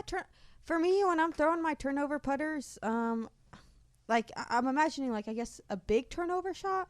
I'm really trying to emphasize, almost like wrapping my arm around, kind of like this. So one thing that's really helped me is like kind of sticking my chest out a little bit, just so it. Like almost leaning back a little. Yeah, leaning back, sticking my chest out, just so it kind of forces my arm to like do the turning, I guess. Other than that, maybe try a pure. I've been throwing the pures a little bit just to see like are they really flippy initially out of the box, and I've been using baseline ones, and those do have some really nice right turn immediately. Yeah. I'm liking the softer plastics just because I feel like they do get a little more turn. So definitely check out a pure as well. I know they're great for that kind of shot. Nice. Anthony says, why are you better than Robert? I look better. Well, I mean, Just is. nobody's arguing. I am fine. a world champion. That's true. 100% true. I'm a 0-time world champion. I putt with judges. Okay, well, that's debatable. I feel like those are three pretty good ones right there. Those are three pretty good ones. Solid argument. Yeah, that's fair. But we still like you, Robert. It's okay. Hey, thanks, man. I appreciate that. Some of us do. Yeah, true. You're right about that. I know. Y'all are I good appreciate your opinion because you said I was nice. No, anyway, the other one is that's something to consider. Dude, I say, okay, fantastic that you said that. When I worked at the church in Austin, I was the worship, one of the worship leaders there, and everybody has an opinion about music, right? They all want this type of song or this type of song or this specific song, and maybe it just doesn't really fit with whatever you're trying to do that Sunday. And so very many times I said, oh, thank you so much for that. I'll think about it. Oh, my gosh. And then just definitely did not do that. So anyway. Great. Like people from your old congregation are listening. Like, Yeah. No. I can almost guarantee Are nobody you from telling me he Westover didn't think about it at all? Yeah. No, I did think about it. It's just very brief, and I had already decided. Paige, what would your opinion be of switching the times between FPO and MPO? So if FPO were to play in the afternoon and MPO in the morning. I would love that so I could sleep in more. Yeah, that sounds about right. A lot of the main reason why we tee off so early all the time is because of coverage, right? They have one crew to do live coverage, and then the crew has to get lunch and have time to prepare for the men's coverage. And if they were to flip that, there's probably like 5 to 7 women's cards, honestly, at most big events. So that turnaround time would not be a lot, obviously. But I would love it. I like back in the day they would, one of the 3 days, most big tournaments are 3 days. One of the 3 days, the FPO would tee off second. And I love that. Yeah. Thought it was fair, at least for one of the days, let us sleep in. And it's crazy because sometimes we have to warm up and it's dark and the grass is really dewy and there's like a lot of things we have to contend with. So I wouldn't mind teeing off later at all, as long as it didn't affect the coverage. I think once our media teams grow to, where they could film 2 cards, at least the top end media crews, then that's when we can like start thinking about that as really happening. Sweet. Question here: why is Iron Man your favorite movie? Oh no, that's not a question. I was just burning Bobby. My favorite Stark Industries Iron Man. Goldman Sachs. But that's correct. Goldman. What's the farthest you've thrown a putter? Also, team judge. Yay, man, that's a good question. About tree fitty. I wish. I've never really measured, but usually if a hole's like 270 and shorter, I'm like, yeah, I can get a judge there. But anything further, I'm like, I'll step up. Yeah. To be safe. Jimmy says, do you have any tips or mental cues on how to adjust your power level when throwing the disc? So if you're trying to throw a shot like 80% instead of 100%. Yeah. Yes. Usually, again, using the legs more, the less legs you use, the less power you're generating for your shot. So a lot of the times, like, I won't lean as far back on my leg. But when it comes to up shots, something I'm aware of is kind of like the reach back, when you're throwing a shorter up shot versus a longer one, you don't need to be reaching back all the way. Right. Number one, I feel like you lose a little bit of accuracy because you're turned all the way away from your target when it's that close to you. But also, like, it's easy to overthrow. So just kind of being aware of the amount of legs you use and, where you're reaching back and how far. And another thing is also, at least for me when I'm throwing putters, I like to get more air underneath them. So if I'm throwing them higher, they'll get more glide than if I were to keep it level. So that's also another thing I like to think about. Sweet.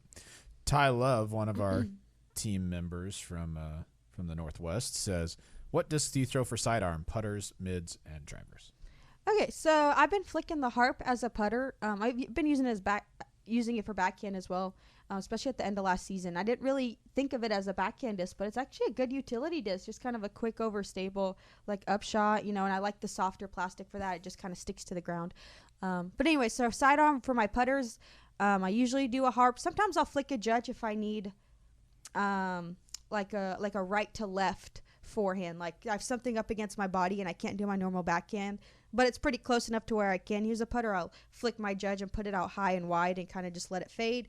But if I need a quick, like left to right normal forehand upshot, I can use the harp.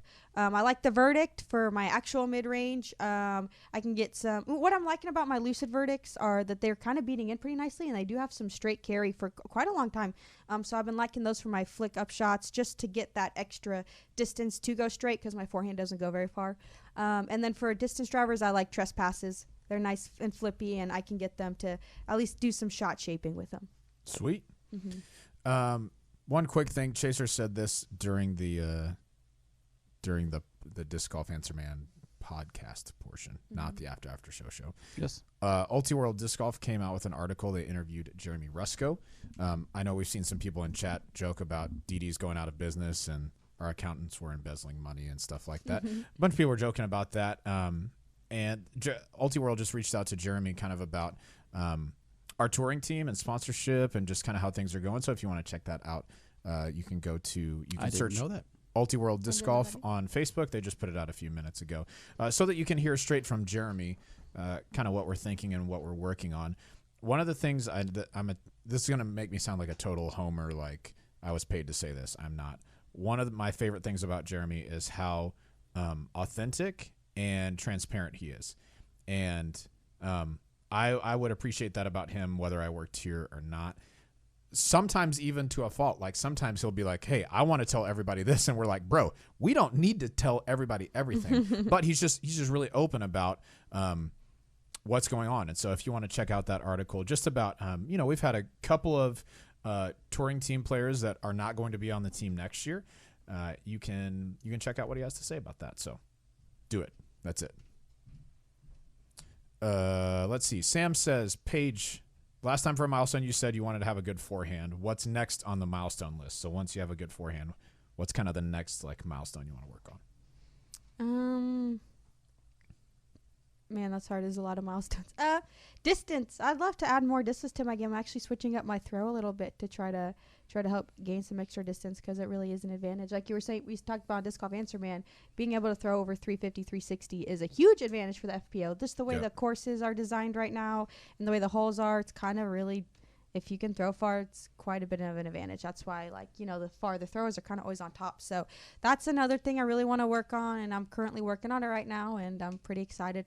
Hopefully the outcome, you know, I'm making some big adjustments, so my throw kind of feels a little weird right now, but I'm thinking in the long run it'll help me a lot. Yeah. Country Disc Golf says, Paige, does being filmed affect you during a tournament? Are there cameras a distraction that isn't that noticeable when being filmed, when not being filmed? Yeah. Is being filmed affect you? Yeah.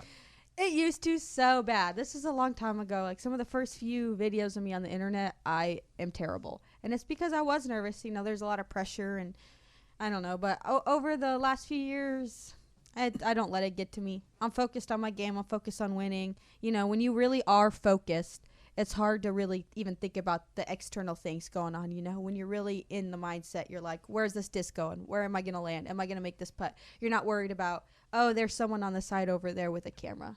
Does that make sense? For sure. Yeah. This is a cool one. Justin says, Paige, if you could poach an FPO player for DD, who would it be? So this is, you have your pick. Any FPO player, regardless of contract or company or anything like that, who would you want for DD? Any FPO player. Pick whoever you want. Dang, anyone I want. One of my really good friends is from Oregon. Her name is Amy Lewis. I don't know if y'all have heard of her. She's awesome. She runs Heiser Dies. She's up in I forget where it is, somewhere in Oregon, and I absolutely love her. She's hilarious. She's really funny, really sweet. She has a women's league going on up in Oregon. She is part of her active local club, and she just works really hard. And her boyfriend, Mo, is actually on Latitude 64. Lockwood. Yeah. Dope. Yep. So I love Amy to death. She's one of my favorite people to play with. Anytime we play, we laugh a lot. So I think she'd be great for DD. She's a good player. She's, you know, trying to play more tournaments, and I'm just a big fan of hers. Sure. So she signed up for GBO, dude. She's never been more east than, I think she said, like California or Montana or something. Like, really just stays right there. And so I got her to sign up for GBO. So I'm super excited to hang out with her. One other question that goes along with that. So then if you were to pick a current touring player, like someone you play with a lot that you see out on tour, who would you choose to come over? Like anyone? Pick them. Oh, I don't know. That's tough. Who do Calvin would be a good addition. No, on the MPO side. Sorry, the FPO side. Oh, FPO player. Still Calvin. Yeah. Yes. Wait, what was that? How's that different than the first question? Because like I'm saying a current touring player. Because Amy doesn't tour, correct? I get what you're saying. Yeah. My bad. No, that's okay. Way to chunder it. Player. I know. Just, man, I know Rebecca Cox is on Latitude, but it'd be dope if she was on DD. We could be the DD girls, just killing being it, cool and stuff. Respect. That's pretty much it as far as questions go. Yeah, and I think that's Bobby. we're good on time for the after show. So thank you so much, Paige, for being on the show with us. If you want to find Paige on Instagram, I changed my handle. Nice. I was gonna ask. It's Paige Shue 33833. So PAIGESHUE 33833. So find her on Instagram. Nice. Follow her. How many followers do you have now? 1 million? 22.9. What's up? I want to get more, guys, so follow me. Sweet. I'll do giveaways and stuff soon, I promise. And plus, once the season starts kicking up, you'll see a lot of behind-the-scenes stuff that she's got going on when she's out traveling. Yeah. Yeah. Stay tuned. All right, so that is it for the after show. Thank you guys so much for tuning in. We are just a few weeks away from the end of the year. So super excited to have some of the new stuff come out with the Disc Golf Answer Man. Still kind of debating on the overall name of the show and then exactly how everything looks, but we're kind of putting that all together. Got some exciting stuff for y'all, though. Make sure you tune in next week for our World Champion episode on the Disc Golf Answer Man Show. We're going to have Eric McCabe, 2010 World Champion. I almost forgot. You should probably know that, but 2010, yes, MPO World Champion, and of course Paige will be back on 2018 FPO World Champion. We'll have to figure out some specific World Champion topics to discuss as well. Cool. I wouldn't know anything about that, so correct. I'll be out of here. Yeah, so I know it all. Yeah, you can tune in then. And then, yeah, make sure, please, if you're subscribed, make sure you subscribe to YouTube. If you're not, if you're watching this, please hit that subscribe button and that thumbs up. And if you are listening, go out to YouTube and subscribe to our channel. Hopefully you're listening to this and you are subscribed to our podcast. If not, go ahead and subscribe so you make sure you don't miss any episode that we upload. Anything else? Sweet. No, man, that's it. All right. Be dynamic. We out of here. Bye. Oh, sick.